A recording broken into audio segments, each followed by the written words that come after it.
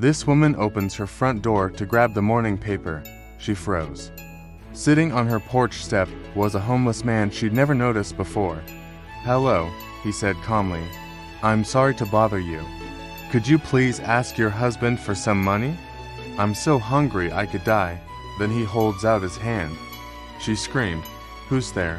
What are you doing on our porch?" He quickly stood up, apologized, and tried to walk away. But that's when she noticed how old he was. His face was wrinkled and frail, and his clothes were torn. Then she noticed how polite he was. He didn't beg or yell or cause a fuss. He simply sat down again, keeping his eyes on the ground, and she felt awful. She went back inside and got him some food and water. He politely refused at first, but then accepted it. And that's when she realized he wasn't just a beggar looking for money. Something else was going on. This homeless man ain't what he seems. The next morning, she came out again and found him sitting there waiting for her. It was raining lightly, so she brought him a hot cup of coffee. At first, he said he didn't want to bother her and he wanted to refuse it. But the more she insisted, the more he agreed to take it. In fact, he drank 3 cups in a row and seemed very grateful. After that, he stood up, took a deep breath, and said, "Thank you for your generosity. It's been a long time since anyone's treated me this way." She smiled. "No problem. I insist you come in and sit by the fire. Dry yourself off. We can chat." He looked at her for a moment, then nodded slowly and followed her inside. While he warmed himself by the fire, she couldn't help but notice how nice he smelled. Her husband joined them soon after, and the two became friends immediately. They talked for hours, and he told them his name was James, but he wouldn't say anything about his past. He just kept saying he was a nobody, but something about his tone made her think he was hiding something. Still, he was a polite and humble man, so she didn't push it. Instead, she offered him a blanket and some clothes. "I won't be a burden, I promise," he said. "Don't worry, you can stay here as long as you need." And he did. For months, she would leave him food and blankets, and sometimes he would spend the night in her backyard shed. One day, her neighbor caught her bringing him dinner. "He's dangerous," the neighbor whispered, eyes wide. "My dog started growling at him. Everyone thinks he's a thief or a murderer." Her other neighbor chimed in, "That's why he doesn't speak. He probably bit someone and is awaiting trial." Sarah felt bad, but she trusted her gut. When she looked into James's eyes, all she saw was sadness, not evil. So she continued helping him. Who is this man really? One morning she found James sitting in a lawn chair reading a book. "What are you reading?"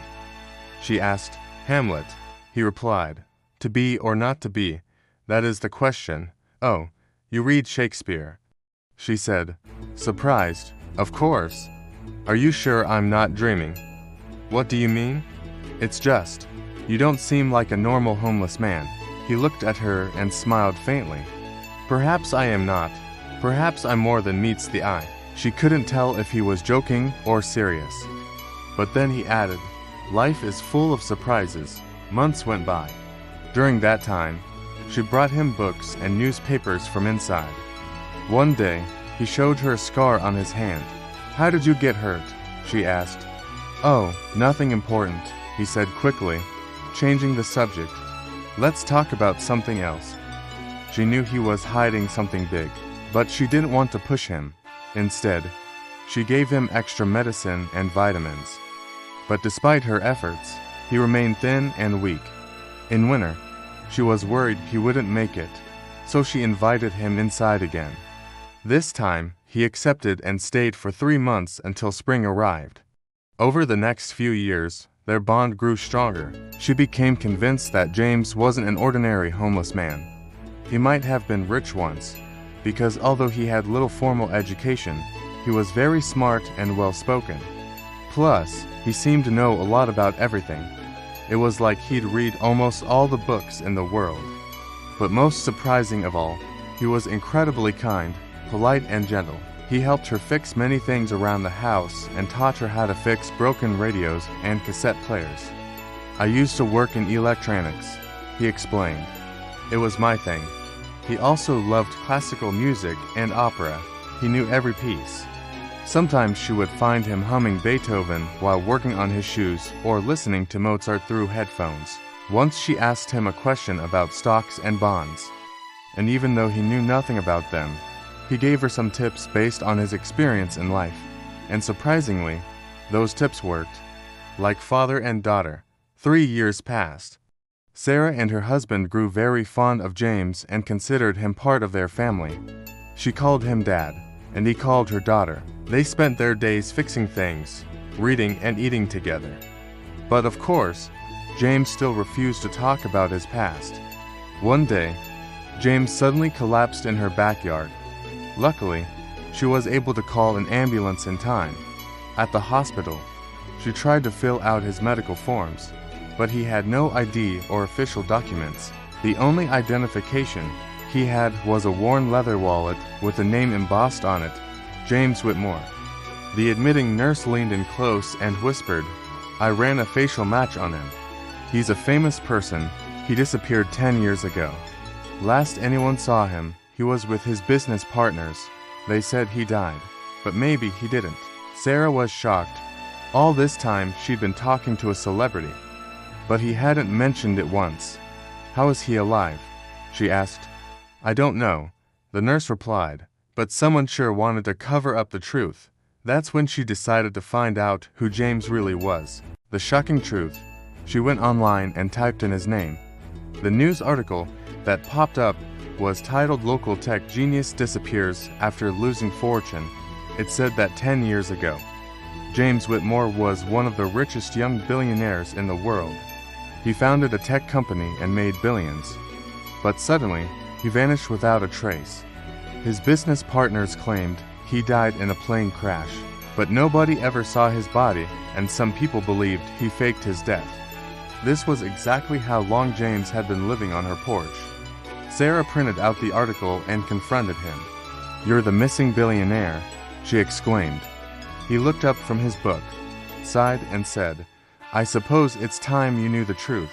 He told her how he made a fortune selling computer software, but his business partners plotted against him and stole all his money.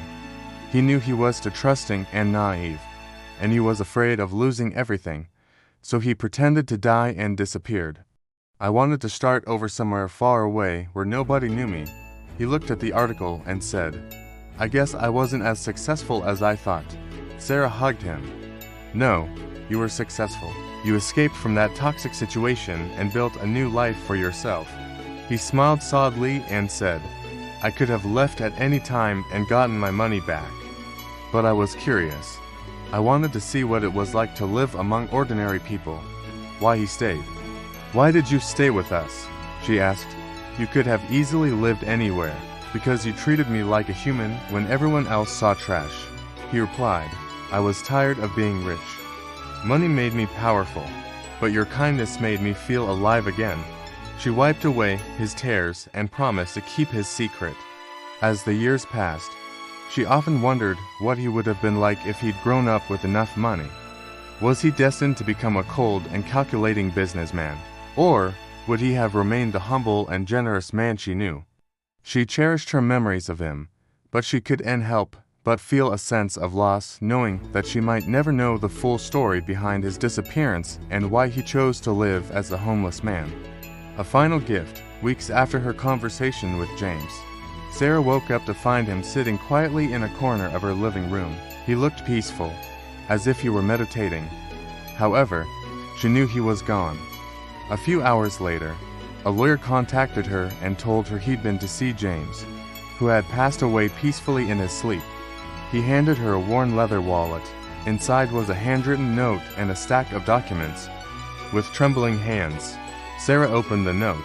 It read, "My dear Sarah, if you're reading this, I'm no longer with you in body, but in spirit, I remain by your side. These documents will guide you through my hidden wealth. Know that this is not a reward for your kindness, but a way to restore balance. You saw my soul when the world ignored my existence. Thank you for that. Rest in peace, James." The lawyer said, "Mr. Whitmore left you millions in crypto and art assets. He was very smart. He hid his wealth well.